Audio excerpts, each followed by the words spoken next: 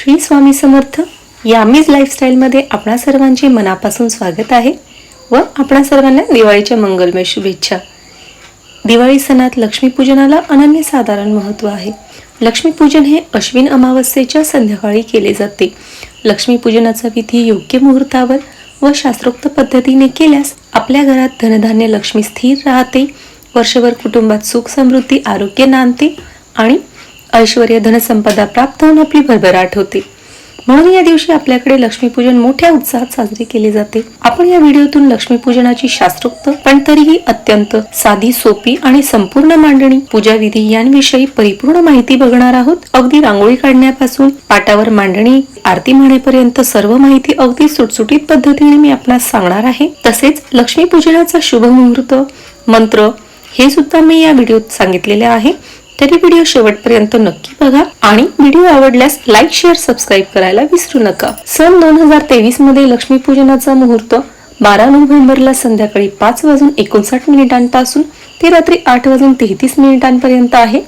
या वेळेत पूजेची मांडणी आणि पूजा विधी करायची आहे. चला तर मग अजिबात वेळ वाया न घालवता मुख्य व्हिडिओला सुरुवात करूया. आपण सर्वप्रथम उंबरठा पूजनापासून सुरुवात करूया. उंबरठा गोमूत्र टाकून स्वच्छ पुसून घ्यावा आणि हळद लेपन करून घ्यावे. हळद लेपण्यासाठी थोडी हळद, गंगाजल आणि गोमूत्र एकत्र करून घ्यावे. हळदी कुंकूची 5 किंवा 7 बोटे ओढून घ्यावे. त्यासोबत चंदनाची सुद्धा 5 किंवा 7 बोटे ओढावीत आणि सुंदरशी रांगोळी घालावी. रांगोळीत स्वस्तिक, कलश नक्की काढावेत. ही शुभचिन्हे आपल्यात एक सकारात्मक ऊर्जा निर्माण करत असतात. आणि उंबरठ्याचे हळदी, कुंकू, अक्षता आणि फुले वाहून पूजन करून घ्यावे. मी उंबरठ्यावर दररोज दिवा लावते आणि पात्रात पाणी घालून ठेवते.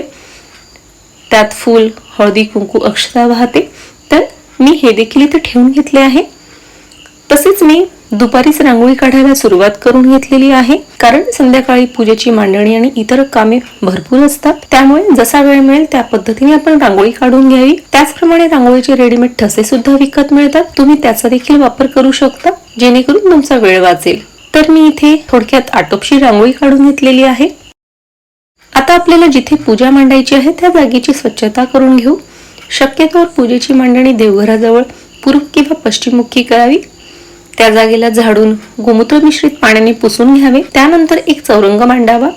मांडणी सुटसुटीत करता यावी म्हणून मी इथे 2 चौरंग ठेवून त्यापुढे एक पाट ठेवून घेतलेला आहे. त्यावर स्वच्छ धुतलेले व शक्यतोवर लाल वस्त्र अंथरून घ्यावे. लाल हा शुभ रंग आहे, तसेच तो देवतांना प्रिय सुद्धा आहे. त्यानंतर पूजेची मांडणी करायला बसावे. पूजेची मांडणी करताना सर्व साहित्य जवळ घेऊन बसावे, जेणेकरून जास्त धावपळ होणार नाही आणि कमीत कमी वेळात पटापट पूजेची मांडणी होईल. तसेच सर्व साहित्य जवळ घेऊन बसल्याने कोणत्याही वस्तूचा आपल्याला विसर पडत नाही. त्यामुळे पूजा करण्यापूर्वीच सर्व साहित्याची योग्य यादी करून घ्यावी. कोणत्याही पूजेची मांडणी करण्यापूर्वी निरांजन नक्की लावून घ्यावे. तसेच हा दिवा लावून एका साईडला ठेवून घ्यावा, जेणेकरून आपला पाय वगैरे लागणार नाही आणि आपल्याला अडचणही होणार नाही. तर आता आपण पाटावर पूजेची मांडणी करायला सुरुवात करूया. सर्वप्रथम आपण प्रतिमांची मांडणी करून घेऊया. तुमच्याकडे जर लक्ष्मी मातेचा फोटो असेल तर तो, तसेच कुलदेवतेचा फोटो आणि इतर ज्या काही प्रतिमांची तुम्ही पूजा करत असणार त्या इथे आपण आधी मांडून घेऊया. त्यासाठी सर्वप्रथम त्या जागेवर अक्षता वाहून हळदी कुंकू लावून पूजा करून घ्यावी. त्यावर या देवतांची प्रतिमा ठेवून घ्यावी. त्यानंतर चौरंगाच्या उजव्या कोपऱ्यावर कलशाची स्थापना करून घेऊया. कलश स्थापना करण्यापूर्वी तांदळाने अष्टचक्र कमलदल काढून घेऊया. त्यानंतर एका कलशावर स्वस्तिक आणि हळदी कुंकूची 5 बोटे ओढून घ्यावीत. हा कलश अष्टचक्र कमलदलावर ठेवून घ्यावा. कलशात हळदी, कुंकू, अक्षता, नाणे आणि फूल सुद्धा टाकून घ्यायचे आहे. त्यावर विड्याची किंवा आंब्याची 5 किंवा 7 पाने ठेवून घ्यायचे. पाने लावण्यापूर्वी त्यांना हळदी कुंकू लावून घ्यावे आणि पानांचे देठ कलशाच्या आत जाईल अशा पद्धतीने व्यवस्थित पानांची मांडणी करून घ्यावी. पानांची मांडणी झाल्यानंतर त्यावर नारळ ठेवायचा आहे. नारळ ठेवण्यापूर्वी कुंकूने त्यावर स्वस्तिक काढून घ्यावा आणि नाडा सुद्धा गुंडाळून घ्यावा आणि त्यानंतर हा नारळ व्यवस्थित कलशावर ठेवून घ्यावा.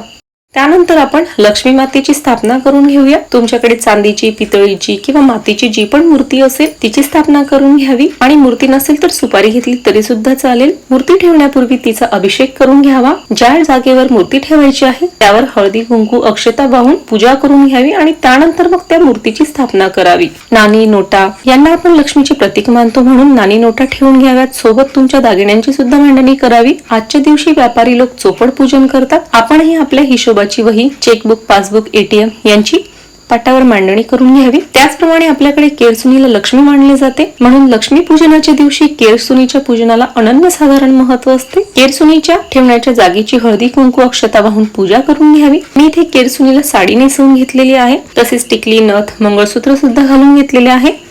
या शृंगारात साक्षात लक्ष्मी मातेचा भास होत आहे. खूप सुंदर आणि लोभसवाने रूप केरसुनी मातेचे दिसत आहे. तर अशा पद्धतीने मी केरसुनीची सुद्धा इथे मांडणी करून घेतलेली आहे. आता आपण विड्याच्या जोड पानांवर गणपती बाप्पांच्या मूर्तीची स्थापना करून घेऊया. त्यासाठी आधी गणपती बाप्पांचे पंचामृताने आणि त्यानंतर शुद्ध पाण्याने अभिषेक करून घेऊया. त्यानंतर स्वच्छ कापडाने पुसून विड्याच्या पानांवर मूर्तीची स्थापना करून घ्यावी. पानांवर मूर्तीची स्थापना करण्यापूर्वी हळदी कुंकू अक्षता वाहून घ्याव्यात. त्यानंतर गणपती बाप्पांना यज्ञ पावेत किंवा जानवे घालून घ्यावे. तुमच्याकडे असेल तर माळा, मुकुट सुद्धा घालून घ्यावा. लक्ष्मी पूजनाच्या सोबतच कुबेर पूजन देखील केले जाते. तुमच्याकडे कुबेराची मूर्ती असेल तर ती घ्यावी. माझ्याकडे नाही म्हणून मी कुबेरांचे प्रतीक म्हणून सुपारी घेत आहे. मी गणपती बाप्पांना केलं त्याचप्रमाणे या सुपारीला सुद्धा अभिषेक करून घेतलेला आहे. तसेच माझ्याकडे कुबेर यंत्र आहे. आम्ही दरवर्षी त्याची सुद्धा पूजा करतो. इथे मी या कुबेर यंत्राची देखील स्थापना करून घेत आहे. आता आपण 5 विडे तयार करून घेऊया. त्यासाठी जोड पानांची 5 विडे तयार करून घ्यायची आहेत. आधी पानांची हळदी कुंकू अक्षता टाकून पूजा करून घ्यावी. त्यावर सुपारी, बदाम, हळकुंड, खोबरे, विलायची, लवंग ठेवून घ्यायची आहे. अशा रीतीने 5 विडे मी इथे लावून घेतलेले आहेत.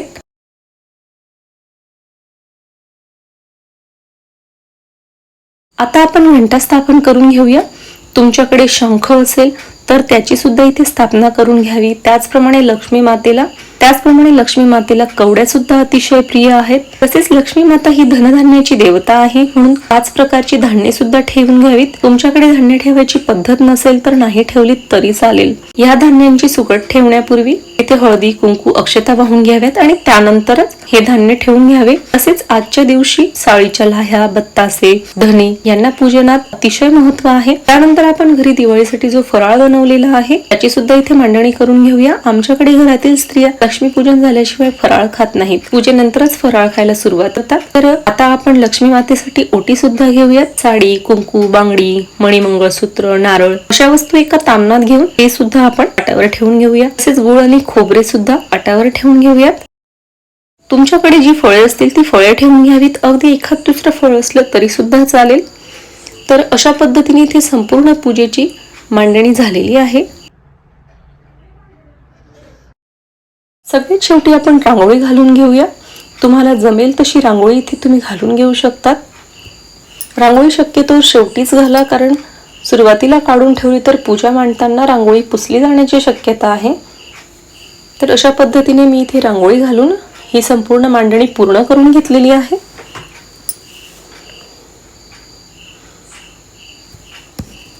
शुभ मुहूर्त बघून त्याप्रमाणे पूजेची सुरुवात करायची. पूजेची सुरुवात तुळशी मातेच्या पूजनाने करावी. तुळशी मातेला पाणी घालून हळदी कुंकू अक्षता लावून धूप दीप ओवाळून घ्यावा व एक निरांजन पेटवून ते तुळशी वृंदावनाजवळ ठेवून घ्यावे. त्यानंतर तुळशीजवळून घरात ज्या ठिकाणी आपण पूजा मांडलेली आहे त्या ठिकाणापर्यंत लक्ष्मी मातेची पावले उमटवून घ्यावीत. त्यासाठी एका प्लेटमध्ये कुंकू घेऊन त्यात पाणी घालून घ्यावे आणि हाताच्या मुठींनी पावले काढून घ्यावीत. याऐवजी तुम्ही रांगोळीची पावले सुद्धा काढून घेऊ शकतात. ती पावले सुद्धा अतिशय आकर्षक दिसतात. तर अशा रीतीने मी पूजेच्या मांडणीपर्यंत ही पावले काढून घेतलेली आहेत. संपूर्ण मांडणी सजावट बघितली की अतिशय प्रसन्न वाटते. खूप सुंदर वाटत आहे संपूर्ण पूजा.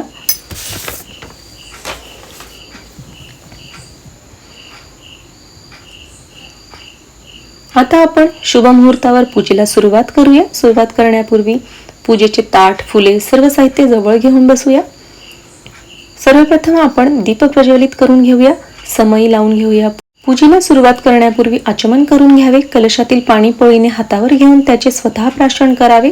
असे 3 वेळा पाणी प्राशन करावे आणि पाणी पिताना ओम केशवाय नमः, ओम नारायणाय नमः, ओम माधवाय नमः असा मंत्रोच्चार करावा. त्यानंतर 2दा पाणी ताम्हनात सोडावे आणि पाणी सोडताना म्हणावे ओम गोविंदाय नमः, ओम वैष्णवे नमः असा मंत्रोच्चार करावा. त्यानंतर स्वतःला गंध लावून घ्यावा आणि उजव्या हातात अक्षता घेऊन आपल्या कुलदेवता, सर्व इष्ट देवतांचे ध्यान स्मरण करावे. संपूर्ण कुटुंबाच्या, समाजाच्या कल्याणाची कामना करावी आणि हातातील अक्षता गणपतीच्या चरणावर सोडावी. कोणत्याही पूजेची सुरुवात गणपती बाप्पांच्या पूजनाने आपण करत असतो. त्यामुळे सर्वप्रथम गणपतीच्या मूर्तीवर फुलाने 3 वेळा पाणी शिंपडावे. हळदी, कुंकू, अक्षता, फूल आणि दुर्वा वाहून घ्याव्यात.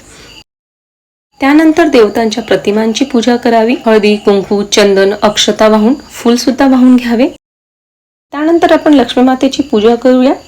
लक्ष्मी मातेवर फुलाने पाणी शिंपडावे. हळदी, कुंकू, अक्षता वाहून फुलांची माळा चढवावी आणि ही क्रिया करत असताना मंत्रोच्चार करावा. सर्व मंगल्य मांगल्ये शिवे सर्वार्थ साधिके शरण्ये त्र्यंबके गौरी नारायणी नमोस्तुते. ही पूजा पूर्ण झाल्यानंतर लक्ष्मी पूजनाच्या दिवशी कुबेर पूजन सुद्धा केले जाते. लक्ष्मी पूजन झाल्यानंतर कुबेर पूजन करून घ्यावे. कुबेरांची प्रतिमा म्हणून जी सुपारी आपण ठेवलेली आहे त्यावर 3 वेळा फुलाने पाणी शिंपडून कुंकू, अक्षता, फूल वाहावे आणि पूजा करून घ्यावी. आणि ही पूजा करताना ओम श्री कुबेराय नमः, ओम श्री कुबेराय नमः असा मंत्रोच्चार करावा. त्याचप्रमाणे माझ्याकडे जे कुबेर यंत्र आहे त्याची देखील मी इथे पूजा करून घेतलेली आहे. त्यानंतर आपण जो कलश स्थापन केलेला आहे त्याची पूजा करावी. तसेच घंटा, शंख, कवड्या जे काही साहित्य आपण घेतलेले असते त्या सर्वांना हळदी, कुंकू, अक्षता, चंदन लावून फूल वाहून घ्यावे. तसेच देवी आईला जी ओटी आपण चढवलेली आहे तिची देखील पूजा करून घ्यावी. केरसुणीला सुद्धा हळदी, कुंकू, अक्षता, फूल वाहून घ्यावे. त्यानंतर आपण घेतलेल्या नाणी, नोटा, बँक पासबुक, दागिने, हिशोबाच्या वह्या या सर्वांची हळदी, कुंकू, अक्षता, फूल वाहून पूजा करून घ्यावी. हिशोबाच्या वहीवर स्वस्तिक आखून शुभलाभ लिहून घ्यावे. आजच्या दिवशी व्यापारी लोक त्यांच्या चोपडचे पूजन करतात. त्याचप्रमाणे आपण सुद्धा आपल्या हिशोबाच्या वहीचे पूजन करून घ्यावे. बरीच लोक या दिवशी नव्या वहीची सुद्धा खरेदी करतात आणि या नव्या घेतलेल्या वहीवर कुंकुने स्वस्तिक आखून घेतात आणि पुढील सर्व व्यवहार या नव्या वहीत लिहिले जातात. आपण जे 5 विडे लावून घेतलेले आहेत त्यांची सुद्धा हळदी, कुंकू, अक्षता वाहून पूजा करून घ्यावी. प्रत्येक विड्यावर फूल वाहावे. तसेच आपण जे सुगड मांडलेले आहे, जो फराळ घेतलेला आहे त्या सर्वांवर सर्वप्रथम तुळशीपत्र ठेवून घ्यावे. त्यानंतर हळदी, कुंकू, अक्षता वाहून घ्याव्या आणि मग सर्वांवर फूल चढवावे. देवतांना अत्तर अतिशय प्रिय असते. तसेच हे लावल्याने खूप शुभही असते आणि वातावरण अतिशय प्रसन्न होते. त्यामुळे सर्व देवतांना अत्तर लावून घ्यावे.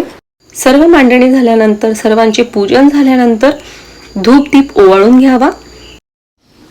त्यानंतर आपण जो काही स्वयंपाक केला असेल त्याचा नैवेद्य दाखवावा. नैवेद्याचे ताट ठेवण्याआधी पाण्याने चौक टाकून पूजा करून घ्यावी व ताट ठेवावा आणि त्यानंतर ताटाला पाणी ओवाळून घ्यावे.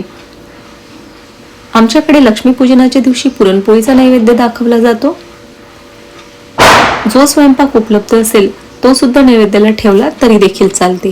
त्यानंतर घरातील सर्व सदस्यांनी एकत्र येऊन संपूर्ण मांडणीची पूजा करून घ्यावी, आरती करून घ्यावी, देवाला नमस्कार करून घ्यावा. आरती करण्यासाठी तुम्ही सर्वप्रथम गणपतीची आरती म्हणावी, त्यानंतर देवीची आरती म्हणावी आणि त्यानंतर शेवटी घालीन लोटांगण बंदीनं चरण म्हणून घ्यावे आणि कापूर ओवाळून घ्यावा. तुम्हाला आरती येत नसल्यास आरतीचे पुस्तक घ्यावे किंवा मोबाईल किंवा यूट्यूबवरनं आरत्या लावून घ्याव्यात. आरती झाल्यानंतर कापूर ओवाळून घ्यावा आणि सर्वांना आरती द्यावी. तसेच ही आरती संपूर्ण घरात सुद्धा फिरवावी, जेणेकरून संपूर्ण घरात दैवी ऊर्जेचा संचार कायम राहील. सर्व देवतांना नमस्कार करावा आणि प्रार्थना करावी की काही चूकभूल झाली असेल तर माफ करा असे म्हणून क्षमायाचना करावी। त्यानंतर धने, गुळ, बत्तास्याचा प्रसाद सर्वांना वाटावा आणि सर्वांनी या प्रसादाचे ग्रहण करावे। संपूर्ण पूजा अगदी साध्या सोप्या पद्धतीने आणि पूर्ण मनोभावे करावी। एखाद दुसरी वस्तू नाही मिळाली तरी काहीही हरकत नाही, देव हा फक्त भावाचा भुकेला असतो। पूजा करताना तुम्हाला येत असणारा सोपा मंत्र म्हणावा किंवा नामजप करत राहावे, मनात कोणताही किंतु परंतु आणू नये। तसेच प्रत्येकाच्या पूजा पद्धतीत थोडाफार फरक असतो, त्यामुळे तुमच्या भागात जशी पद्धत असेल त्याप्रमाणे पूजा करावी। संपूर्ण घरात, अंगणात, रांगोळीजवळ सर्वीकडे दिवे लावावेत। या सर्वांमुळे अत्यंत प्रसन्न वाटत राहते आणि लक्ष्मीचा वास सुद्धा राहतो। तर अशा पद्धतीने पूजेची इत्थंभूत माहिती देण्याचा मी इथे प्रयत्न केलेला आहे। व्हिडिओ आवडल्यास लाईक, शेअर, सबस्क्राईब करायला विसरू नका। व्हिडिओत काही उणीव असेल किंवा जो भाग आवडला असेल त्याची अधिक माहिती हवी असेल तर कमेंट करून नक्की कळवा। तर अशाच नवनवीन माहितीसाठी पुढील येणारे व्हिडिओज नक्की बघा। श्री स्वामी समर्थ। धन्यवाद।